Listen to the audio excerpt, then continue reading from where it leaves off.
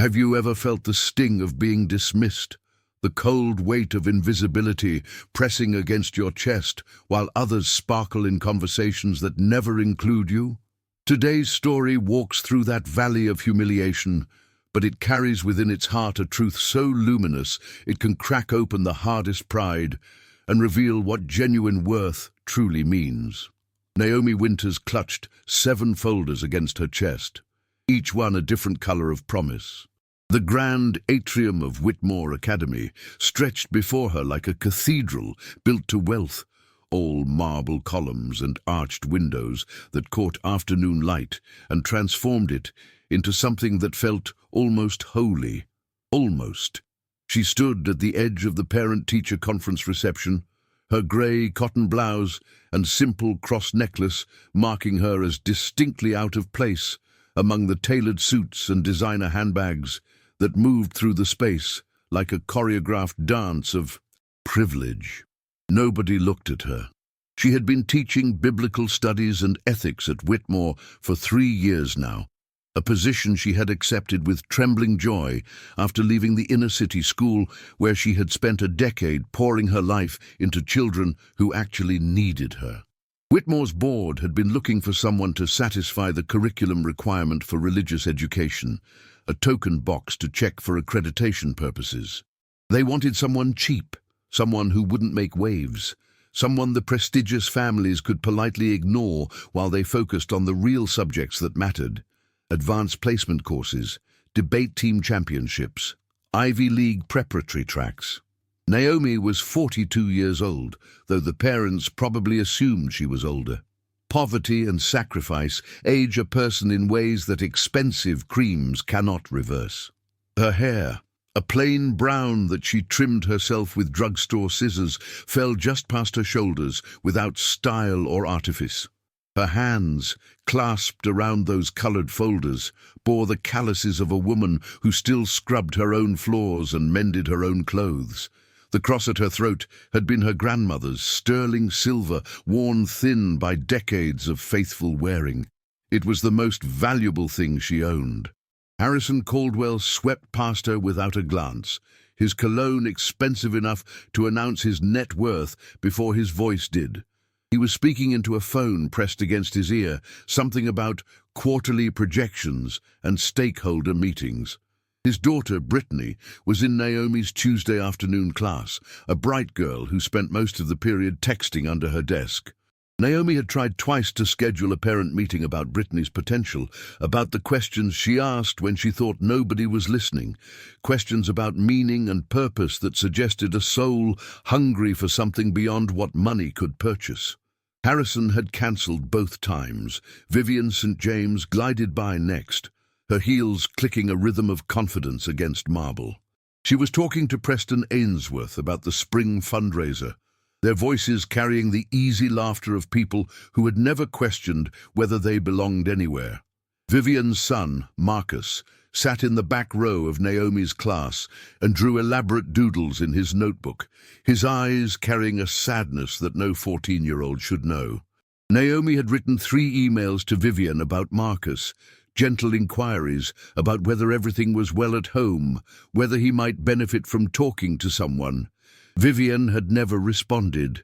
The reception was held in the atrium before the individual conferences began, a chance for parents to mingle and network while teachers stood awkwardly by tables laden with artisanal cheeses and imported chocolates that cost more than Naomi's weekly grocery budget. She had been standing in the same spot for 27 minutes. Not one parent had approached her. Principal Victoria Ashford stood near the center of the room, resplendent in a cream suit that probably cost more than Naomi's monthly rent. She was holding court with a cluster of Whitmore's most generous donors, her practiced smile never quite reaching her eyes.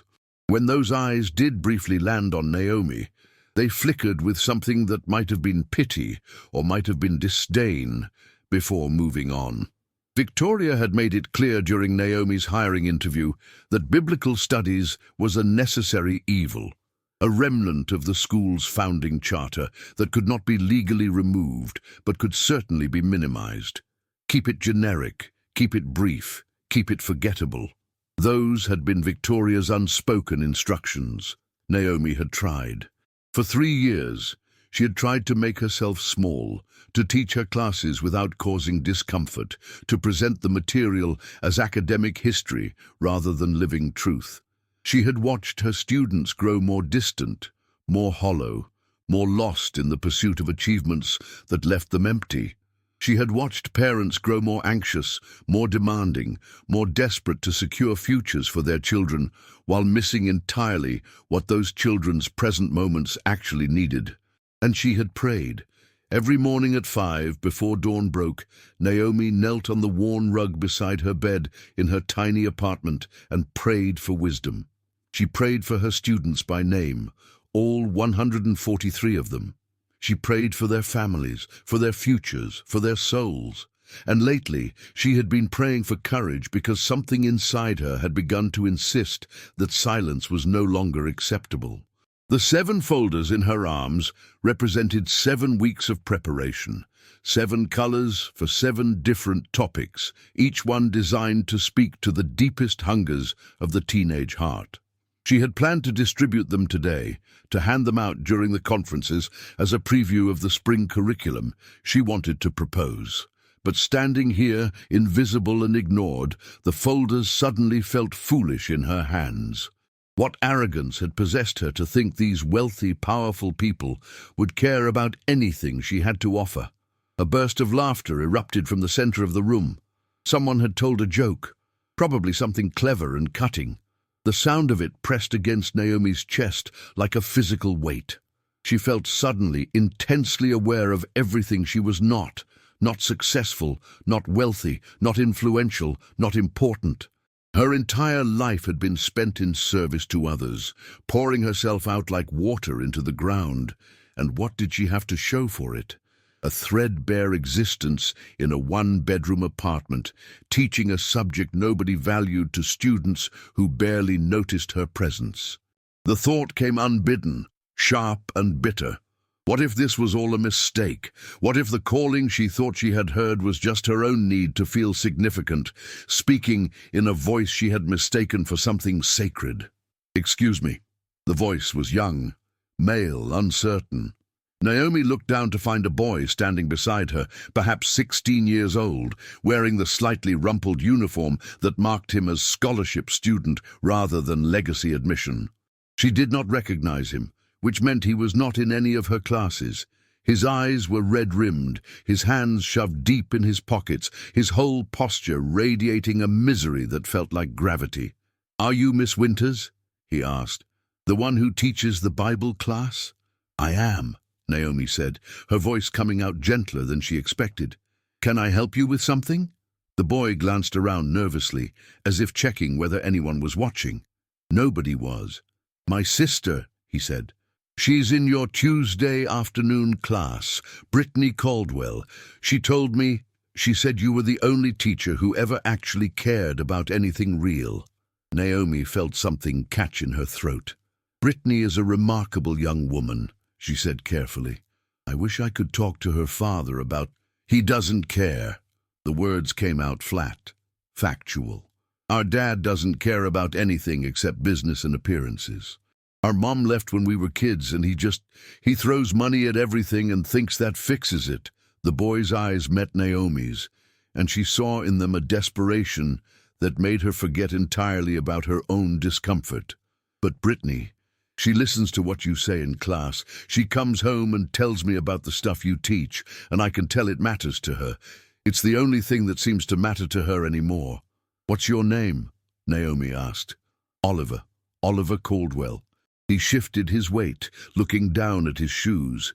"I was wondering, I know biblical studies is only required for freshmen and sophomores, but would you let me sit in on your class, even though I'm a junior? I need something that isn't all this." He gestured vaguely at the room, at the wealth and performance surrounding them.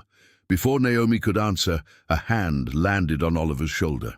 Harrison Caldwell stood there, his face arranged in an expression of paternal concern that did not quite reach his eyes. "There you are, Oliver. I've been looking for you." Come along, we need to speak with your physics teacher about the drop in your test scores. Dad, Not now. Harrison's tone allowed no argument. His eyes finally landed on Naomi, and his gaze was the kind of dismissive assessment that wealthy men give to service staff. I hope my son wasn't bothering you. Not at all, Naomi said quietly. He was asking about... Yes, well, whatever it was, I'm sure it wasn't important. Come along, Oliver. Harrison steered his son away without waiting for a response, already pulling out his phone again to check his messages. Oliver glanced back once over his shoulder, his expression apologetic and hopeless in equal measure. Naomi stood very still, watching them disappear into the crowd. The folders felt heavier in her arms. Something inside her chest was shifting, cracking, reforming itself into a shape that felt less like discouragement and more like holy indignation. These children were drowning in privilege while starving for meaning, and their parents were too busy building empires to notice. The scheduled conferences began 20 minutes later. Naomi had a small room assigned to her on the second floor, one of the administrative offices that had been temporarily cleared for the evening. She sat behind a borrowed desk and waited for parents to arrive. Her time slots remained conspicuously empty. Through the open door, she could hear the murmur of voices from other conference rooms, the sounds of animated discussions about academic progress and extracurricular achievements. Nobody came to discuss biblical studies. At 7:15, Victoria Ashford appeared in the doorway. "Naomi," she said, her voice carrying the false brightness of someone about to deliver unwelcome news. "I need to speak with you. May I come in?" "Of course." Naomi gestured to the empty chair across from her. Victoria closed the door and sat, smoothing her skirt with practiced precision. For a moment she said nothing, just studied Naomi with an expression that might have been calculating or might have been genuine regret. "This isn't easy for me to say," Victoria began, "but I've received some concerns from several parents about the content of your curriculum." Naomi felt her pulse quicken. "Concerns?" "They feel that the material is becoming too prescriptive, too specific to one particular faith tradition. You understand that Whitmore Academy is a secular institution, and while we maintain a biblical studies requirement for historical and cultural literacy purposes, we cannot endorse or promote any specific religious viewpoint." "I teach the Bible," Naomi said carefully. "That is literally the job description." "You teach about the Bible," Victoria corrected. "There's a difference between academic study and evangelism." She leaned forward slightly. "Look, Naomi, I know you're passionate about your subject. I respect that, but you need to understand the position this puts me in. These parents donate millions to this school. Their children are legacy students whose families have attended Whitmore for generations. If they feel uncomfortable with the religious instruction their children are receiving—" "Have any students complained?" Naomi interrupted. Victoria blinked. "I'm sorry. You said parents have concerns. Have any students expressed discomfort with my teaching?" "Well, that's not exactly, because in 3 years I have not received a single complaint from a student. Not one."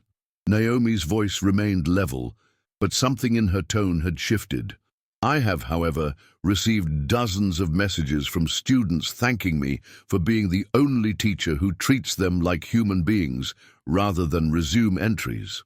Students who tell me that my class is the only place they feel safe asking questions about purpose and meaning.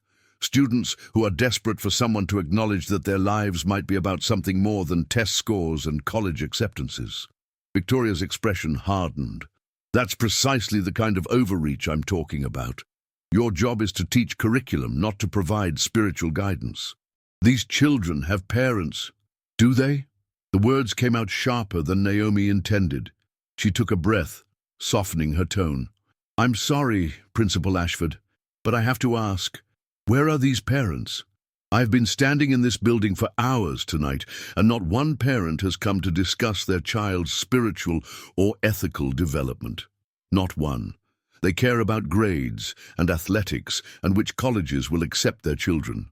But do they care about whether their children know how to be good people? Do they care about whether their children can tell the difference between success and significance? That is not your place to judge, Victoria said coldly. You're right, Naomi agreed. It's not. But it is my place to teach, and I have been doing a disservice to my students by making my teaching so small and careful that it says nothing of importance. I have been so worried about not offending anyone that I have failed to actually offer these children what they need. Victoria stood. I strongly suggest you reconsider your approach, Miss Winters. Your contract is up for renewal at the end of this term, and I cannot guarantee that the board will see value in continuing a position that creates controversy. She left without waiting for a response. Naomi sat alone in the small office, her heart hammering against her ribs. The 7 colored folders lay spread across the desk before her like a promise she might not get to keep. She picked up the red one, the first in her planned sequence, and opened it to read the handwritten notes inside. Week 1. The truth about worth. Core question. What makes a person valuable? Society's answer versus the ancient answer. Key text. The story of the shepherd who leaves 99 to find one lost sheep. Application. You are not valuable because of what you achieve. You are valuable because you are loved. She had written these lessons late at night, praying over every word, trying to distill complex truths into language that teenage hearts could grasp. Now, reading them in the aftermath of Victoria's warning, they felt simultaneously foolish and necessary. What kind of teacher would she be if she backed down now? What kind of faith did she actually have if she only exercised it when it was convenient and safe? The sound of footsteps in the hallway made her look up. Through the open door, she could see the conferences ending, parents and teachers emerging from rooms and making their way back toward the atrium. She should probably go back down, should probably try once more to connect with someone, anyone, who might be willing to hear what she had to say. Instead, Naomi closed the folder, gathered all 7 into her arms, and walked in the opposite direction. There was a faculty lounge on the 3rd floor, a small room that overlooked the school's courtyard. She made her way there, her footsteps echoing in the quiet hallways. The lounge was empty and dark. She turned on a single lamp and sat in a worn armchair by the window, looking out at the courtyard below, where moonlight painted silver patterns on brick pathways and manicured gardens. She had been praying wrong, she realized. For 3 years, she had been praying for her own adequacy, for the wisdom to navigate difficult situations, for the strength to endure dismissal and disrespect. Those were not bad prayers, but they were incomplete. What she should have been praying for was courage. Not the courage to be liked or accepted, but the courage to speak truth even when nobody wanted to hear it. Especially when nobody wanted to hear it. Please, she whispered into the darkness, show me what you want me to do. I can't keep pretending that this job is just about checking boxes and maintaining peace. These children are lost. Their parents are lost. They have everything except what matters, and nobody is willing to tell them the truth because it might be uncomfortable. If you want me to be that voice, then I need you to give me the words. And if you want me to do this differently, then please close this door and show me another way. But I can't keep living in the middle anymore. I can't keep being so careful that I'm saying nothing.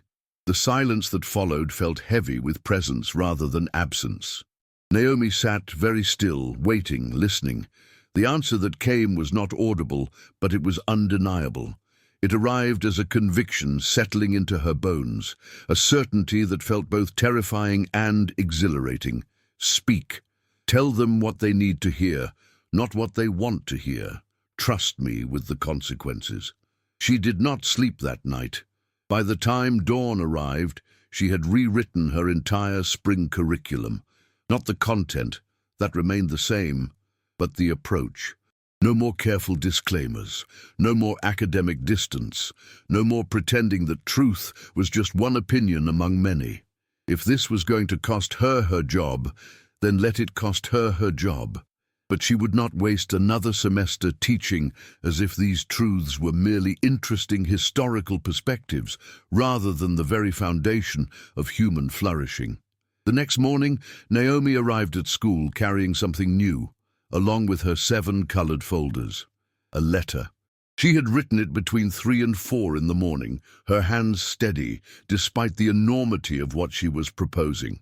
The letter was addressed to Principal Ashford and copied to every member of the school board.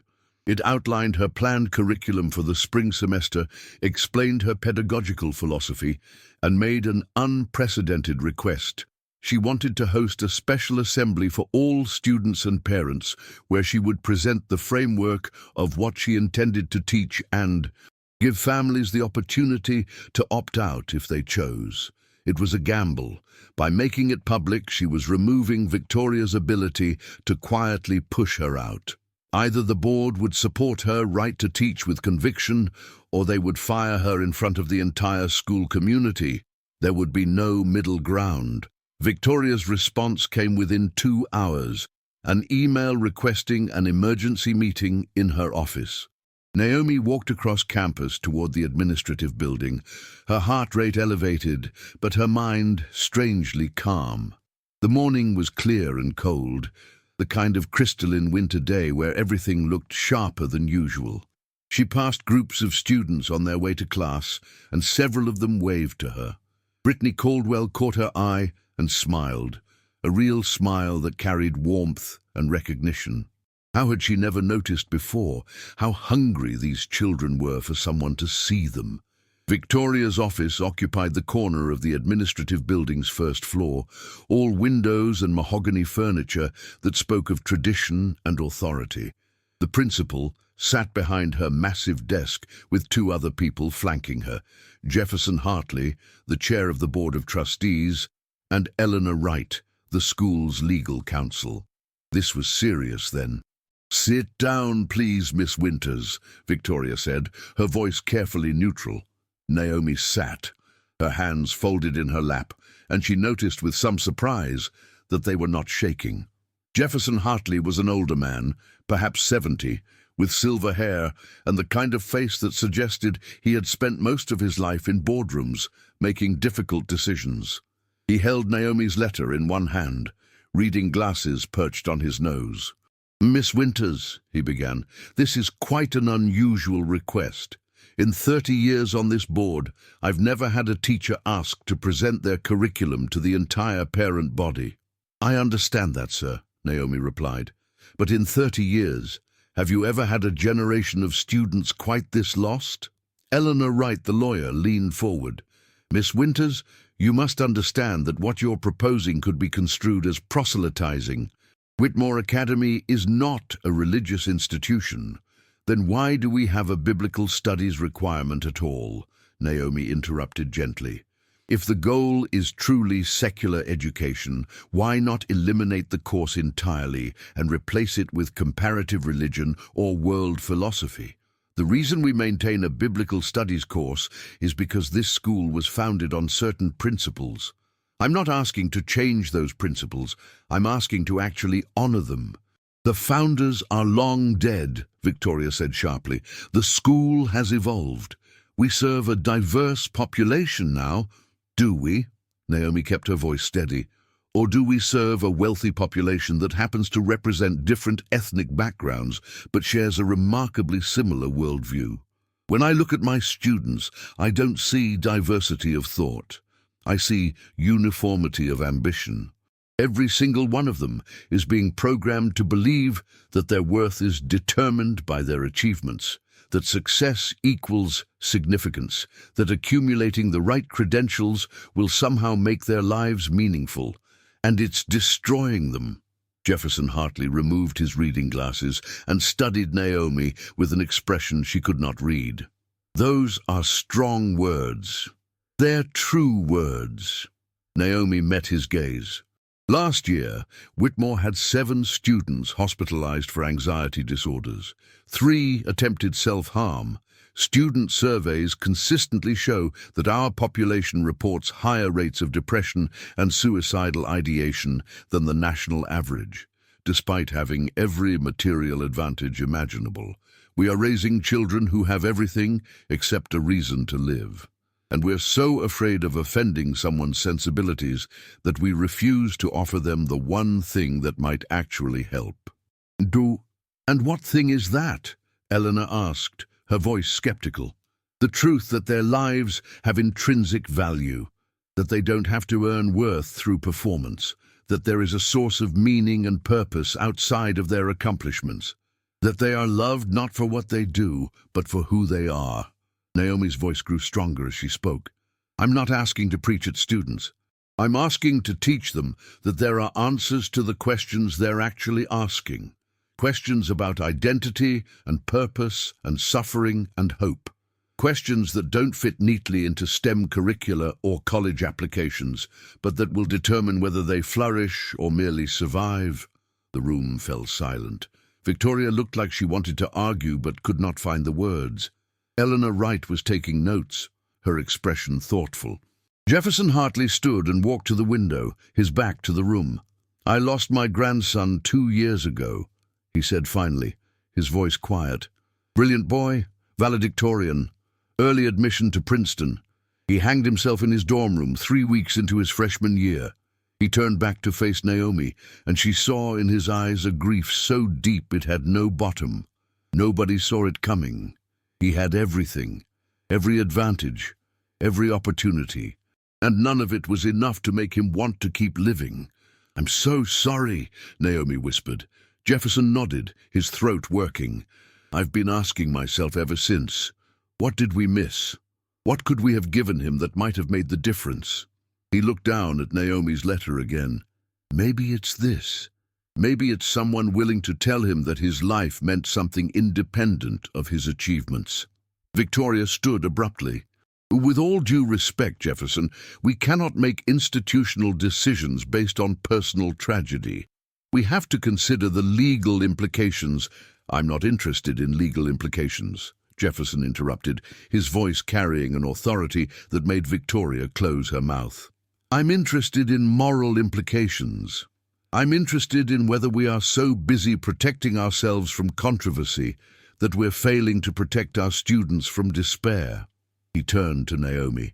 You'll have your assembly, 1 week from today. I'll see to it that attendance is mandatory for all families in the high school division. You'll have 1 hour to present your curriculum and make your case. After that, parents can decide whether to opt their children out of your course. Fair enough?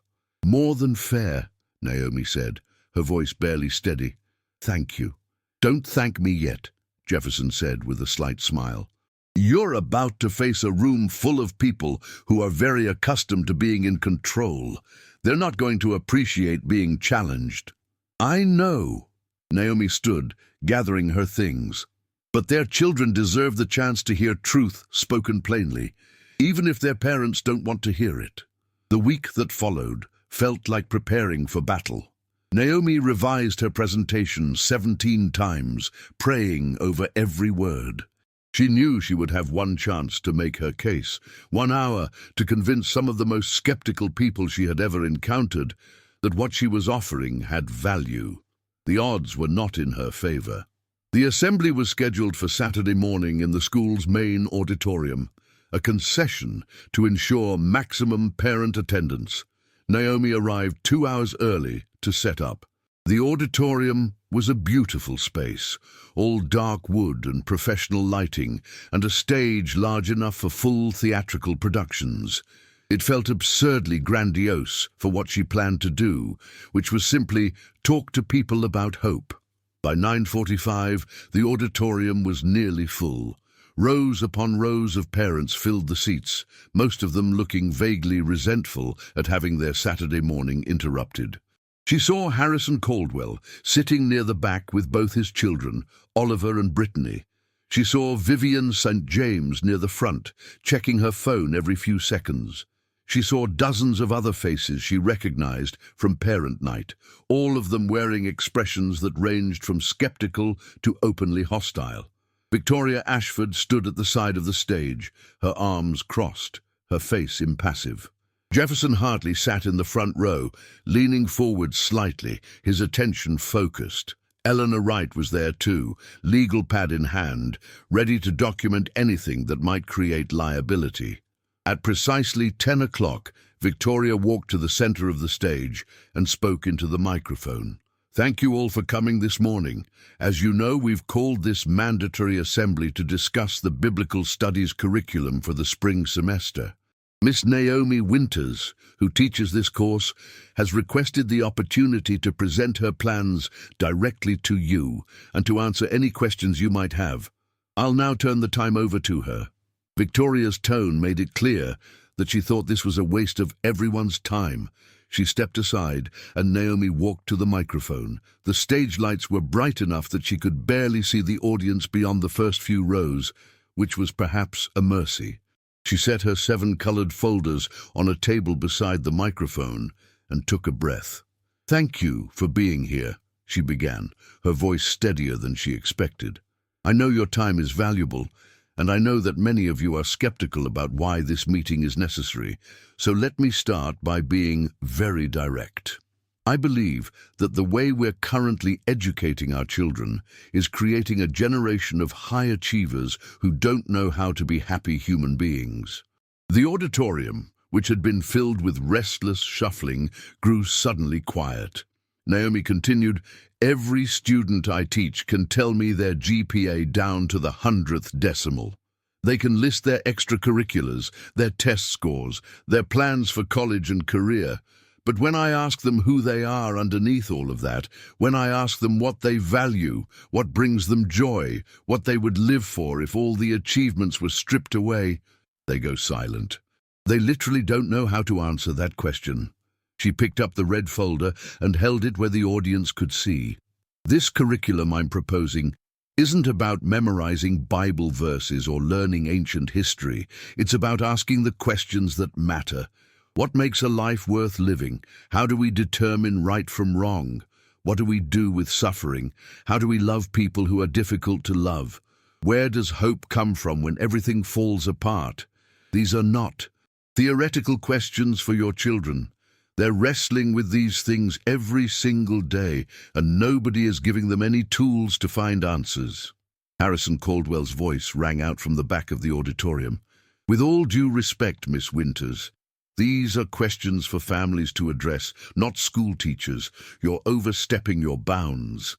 Naomi looked toward his voice, though she could not quite see him in the glare of lights. "You're absolutely right, Mr. Caldwell. These are questions for families to address, but are you addressing them? Because your daughter Brittany sits in my class and asks questions about meaning and purpose, and whether her life matters beyond what she accomplishes. She's asking those questions because nobody at home is answering them." The silence that followed was electric. Naomi heard someone inhale sharply. She pressed on, "I'm not trying to replace parents. I'm trying to fill a gap that exists because parents are too busy building careers and managing schedules to have these conversations. Your children are drowning and you're arguing about whether the lifeguard has proper credentials." "This is outrageous," a woman's voice called out. Vivian St. James stood, her face flushed. "How dare you presume to know what my family needs? You know nothing about our lives. I know that your son Marcus sits in the back of my classroom and draws the same image over and over again," Naomi said, her voice gentle but firm. "He draws a house with all the lights on, but nobody visible in the windows, and then he draws himself standing outside looking in. That's what I know about your family, Mrs. St. James, that your son feels like an outsider in his own home." Vivian sat down abruptly, her face pale. Naomi set down the red folder and picked up the orange one. "I'm not here to judge anyone. I'm here to offer help. This curriculum isn't about religion as ritual or rule following. It's about teaching your children that their identity can be rooted in something stable and good, that they are valuable not because of their achievements, but because of who they fundamentally are. That there's a love that doesn't have to be earned and can't be lost, that suffering has meaning, that sacrifice is noble, that serving others brings more satisfaction than serving yourself." She looked out at the rows of faces, feeling suddenly as if she was seeing past the expensive clothes and polished exteriors to the fear and confusion underneath. These parents weren't villains. They were just lost, trying to navigate a world that measured everything by metrics that ultimately meant nothing. "I want to show you something," Naomi said. She opened the blue folder and pulled out a single sheet of paper. "This is a letter I received last week from a student who graduated 2 years ago. I'm not going to read the whole thing, but I want to share part of it." She writes, "Dear Miss Winters, I wanted you to know that you saved my life. Not dramatically. I wasn't suicidal or anything like that, but I was dead inside. I was succeeding at everything and feeling nothing.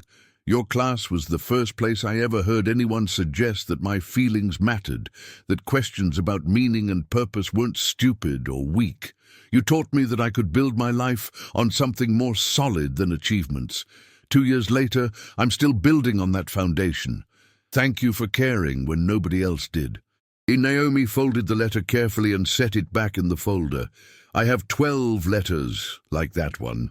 12 former students who took the time to write and tell me that what they learned in my class made a difference, not because I taught them theology or doctrine, but because I treated them like whole people with souls that needed feeding just as much as their minds needed educating." Preston Ainsworth stood, his voice cutting. "This is all very touching, but you still haven't explained how you plan to teach this content without crossing legal boundaries. Public schools can't promote specific religious viewpoints." "I'm not promoting a viewpoint," Naomi interrupted. "I'm presenting one. The difference is that I'm not telling students they have to believe what I teach. I'm offering them a framework for understanding questions they already have. And if you genuinely think that's inappropriate, then I challenge you to offer them something better. Show me another philosophy, another worldview, another source of meaning that actually addresses the depth of human need. I'll wait." The challenge hung in the air. Nobody spoke. Naomi picked up the green folder. "In this curriculum, we'll study 7 different themes over 7 weeks. Each theme addresses a fundamental human question." She held up each folder in turn as she spoke. "Red, what makes a person valuable? Orange, what is genuine love versus counterfeit? Yellow, what do we do with failure and shame? Green, how do we find hope in suffering? Blue, what does it mean to serve rather than be served? Purple, how do we forgive the unforgivable?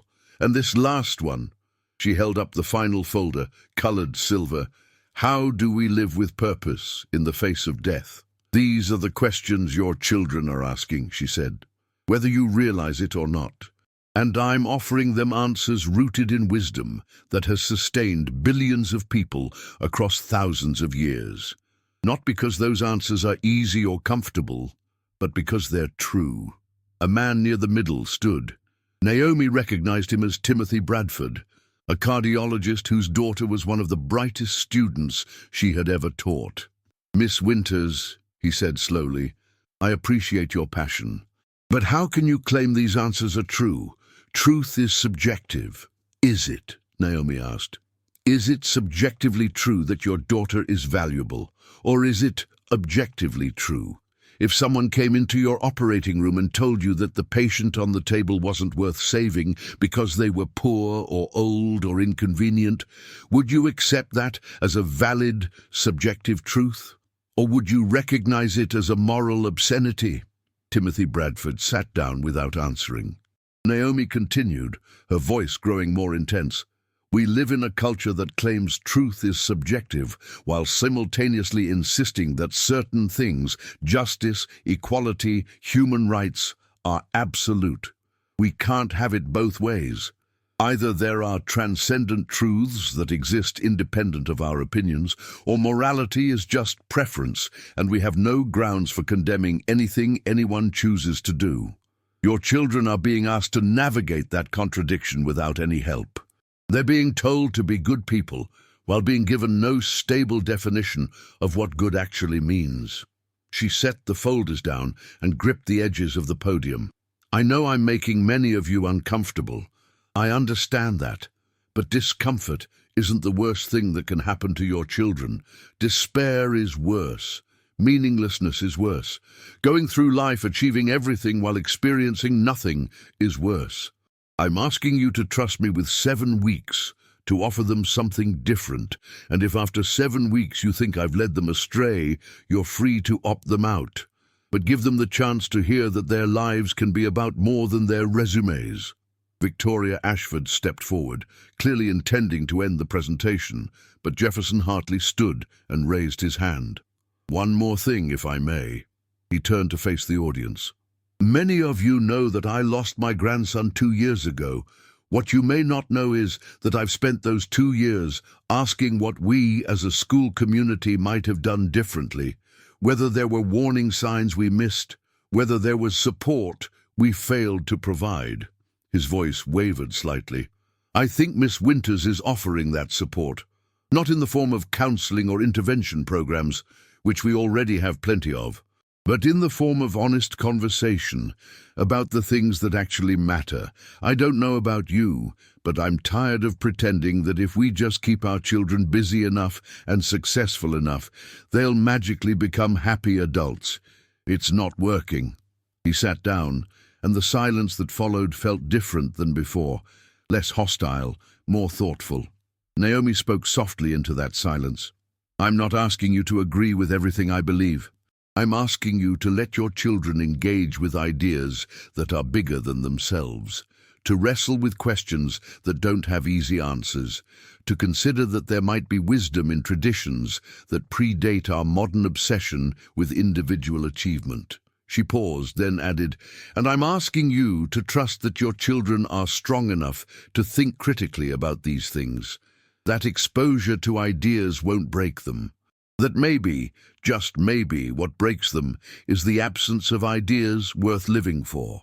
She picked up the 7 folders and held them against her chest. These represent 7 weeks of curriculum, 7 conversations about what it means to be human, 7 opportunities for your children to consider that their lives might have significance that transcends their accomplishments. If you think that's dangerous or inappropriate, then opt them out. But if you think there's even a possibility that what I'm offering might help, then let them try. Victoria moved to the microphone. Thank you, Miss Winters. We'll now open the floor to questions from parents. What followed was 90 minutes of the most intense conversation Naomi had ever experienced. Parents asked questions ranging from hostile to genuinely curious. Some demanded specific details about how she would address topics like suffering or forgiveness without proselytizing. Others wanted to know how she would handle students who disagreed with her. A few stood and shared their own concerns about their children's mental health, their voices breaking as they admitted they didn't know how to help. Naomi answered every question as honestly as she could. She admitted she wouldn't do everything perfectly. She acknowledged that some students might reject everything she taught. She explained that her goal wasn't conversion, but conversation, not indoctrination, but invitation to consider perspectives they might not encounter otherwise. Brittany Caldwell stood near the end, her voice shaking. I just want to say that Miss Winters is the only teacher who's ever made me feel like I matter beyond my grades. And I really want to take this class. Dad, she turned to Harrison, who sat frozen beside her.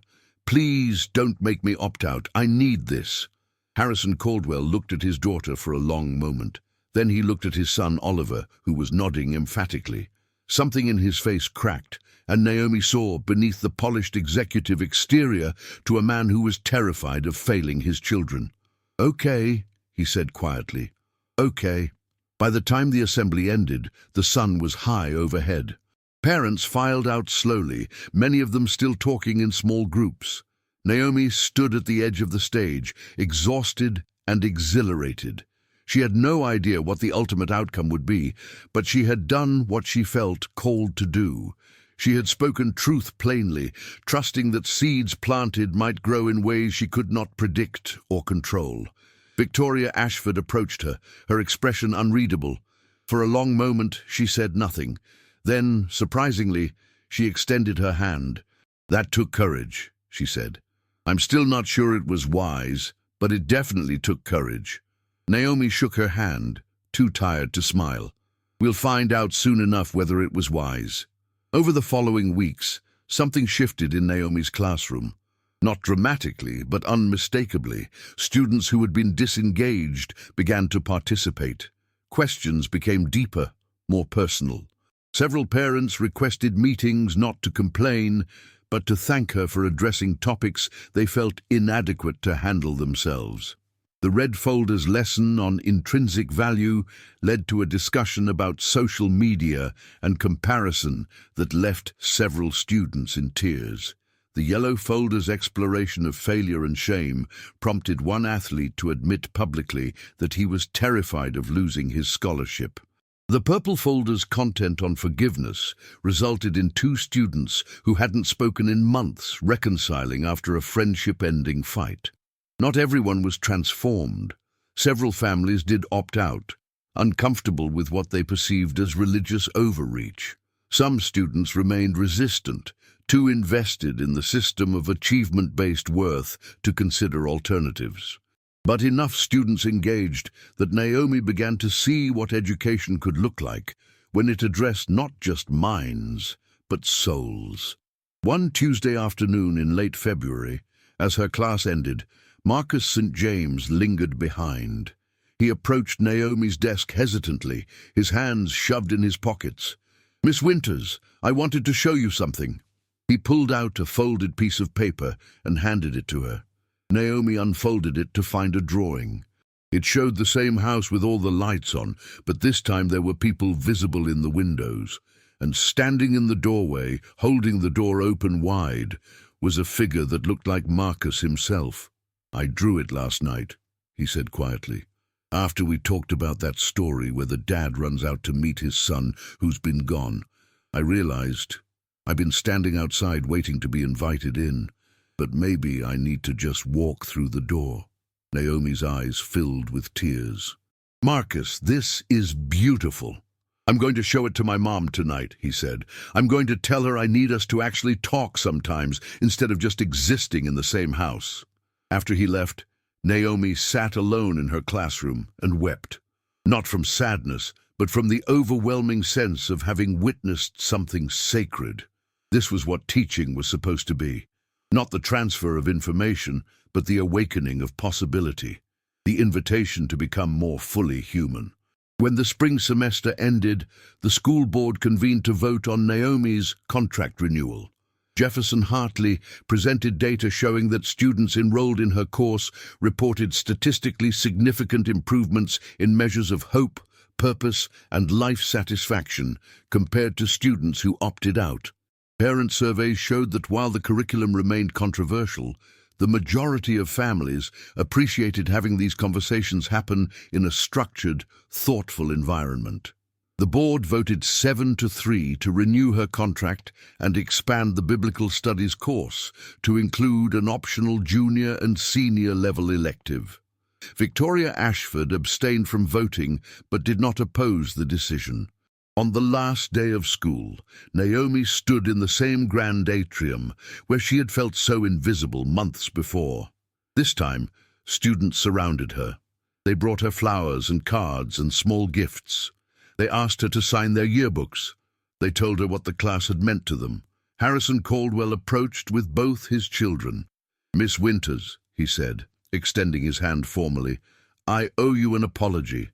I dismissed you because I thought you weren't important. I was wrong. You're the most important teacher my children have." "They're remarkable young people," Naomi replied, shaking his hand. "They just needed permission to be more than their achievements." Oliver grinned. "I signed up for your elective next year. Fair warning, I ask a lot of questions." "Good," Naomi said. "Questions mean you're thinking." As the crowd thinned and families began to leave for summer vacation, Naomi walked back through the atrium one more time. The space looked exactly the same as it had months before. Marble columns, arched windows, afternoon light streaming through. But she saw it differently now. Not as a cathedral to wealth, but as a place where lives could be transformed if someone was willing to speak truth even when it was difficult.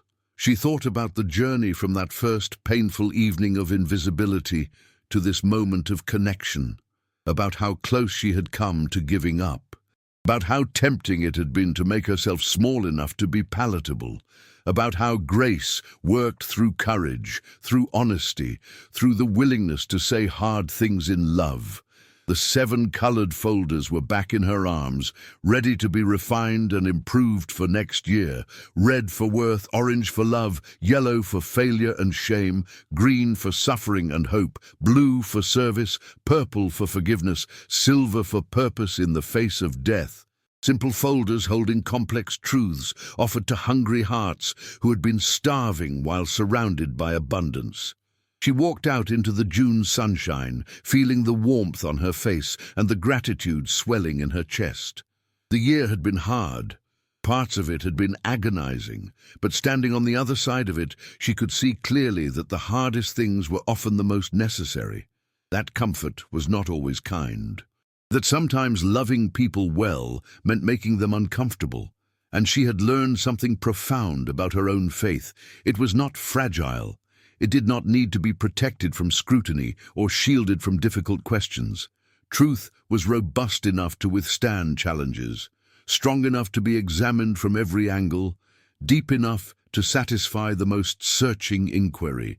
Her job was not to defend it, but to present it clearly and then trust its power to speak for itself. As Naomi reached her car, a 16-year-old sedan with rust spots and a temperamental engine, she saw a piece of paper tucked under the windshield wiper. She pulled it out and unfolded it to find a note written in careful handwriting. Miss Winters, I was in your class this year, but never spoke up because I was afraid of saying something stupid, afraid of looking weak in front of my friends, afraid that if I admitted I was struggling, everyone would know I wasn't as perfect as I pretend to be. But I want you to know that I listened to every single lesson. I wrote down things you said and read them over when I was feeling worthless. That part about how I don't have to earn value, that I'm already loved, that changed something fundamental inside me. I don't feel like I'm constantly performing anymore. I feel like I can just be. Thank you for being brave enough to teach the truth, even when it made people uncomfortable. You saved my life in ways you'll probably never fully understand. A grateful student. Naomi folded the note carefully and placed it in the silver folder, the one about purpose in the face of death. Because this connection, this transformation, this sacred exchange between a teacher who spoke truth and a student who received it, this was purpose itself. This was why she had endured the dismissal, the contempt, the professional risk. This was worth every hard moment. She drove home to her tiny apartment, the 7 folders in the passenger seat beside her like companions. Tomorrow, she would begin planning for next year, but today she would rest in the quiet satisfaction of having done what she was called to do. Not perfectly, not without cost, but faithfully. And that, she was learning, was enough. The evening settled over the city, in shades of gold and amber. Naomi sat in her small kitchen, eating a simple dinner she had prepared herself, the cross at her throat, catching light from the window. Her phone buzzed with messages from students and parents, words of gratitude and encouragement that made her heart feel too large for her chest. She responded to each one briefly but warmly, then set the phone aside. In the silence that followed, she thought about the image that had haunted her for months, herself standing alone in that grand atrium, invisible and ignored while important people conducted important business around her. That memory still stung, but it meant something different now. She had not been invisible. She had been unrecognized. There was a difference. Visibility comes from outward markers of status and success.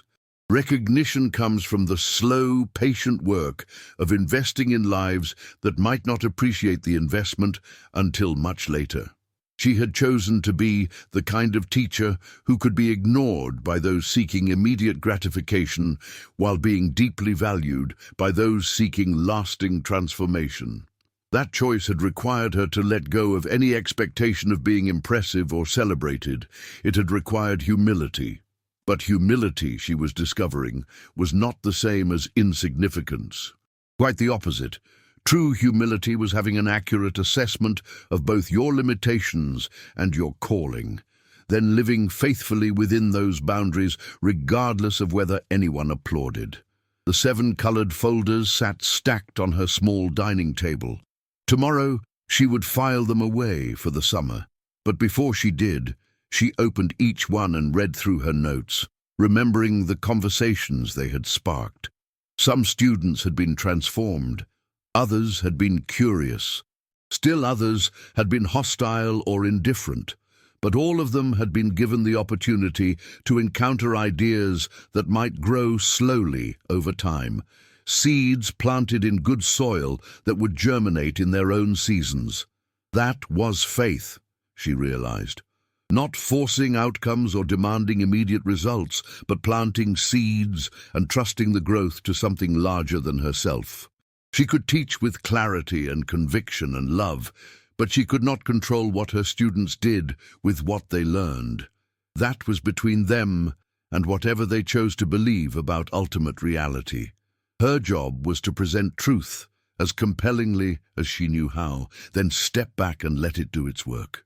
Naomi closed the final folder and placed her hand over the stack, praying without words. The prayer was less a request than an offering. Take this work and multiply it beyond what I can see or measure. Use it to heal wounds I don't know about. Let it bear fruit in seasons I won't witness. Help me to be faithful, not successful, obedient, not impressive. When she finished, the sun had fully set, and stars were beginning to appear through her kitchen window. She washed her dishes, dried them carefully, put them away. Then she pulled out her worn Bible and read for an hour, letting ancient words wash over her like water. The wisdom contained in these pages had sustained her through the hardest year of her teaching career. It would sustain her through whatever came next. Later, lying in bed in the darkness, Naomi thought about all the students who had passed through her classroom over 3 years. 143 souls, each one carrying burdens she could barely imagine, each one searching for meaning in a world that offered them everything except what they actually needed. How many of them would remember anything she had taught? How many would look back in 20 years and credit her class with changing their trajectory? Probably not many. Most would forget, but some would remember. And the ones who remembered might become the kind of people who helped others remember. That was how truth persisted across generations, not through force or fame, but through the patient work of imperfect people passing on what they had received. She thought about the note tucked into the silver folder, the anonymous student who had been brave enough to admit they were struggling. Whoever that student was, they were out there tonight, maybe sleeping peacefully for the first time in months because they had discovered they were loved apart from their performance. That knowledge might save their life someday. It might shape how they loved their own children. It might ripple outward in ways impossible to track or measure.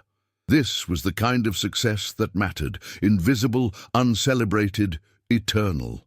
Naomi smiled in the darkness and closed her eyes. When sleep came, it was deep and dreamless, the sleep of someone who had fought a battle and survived.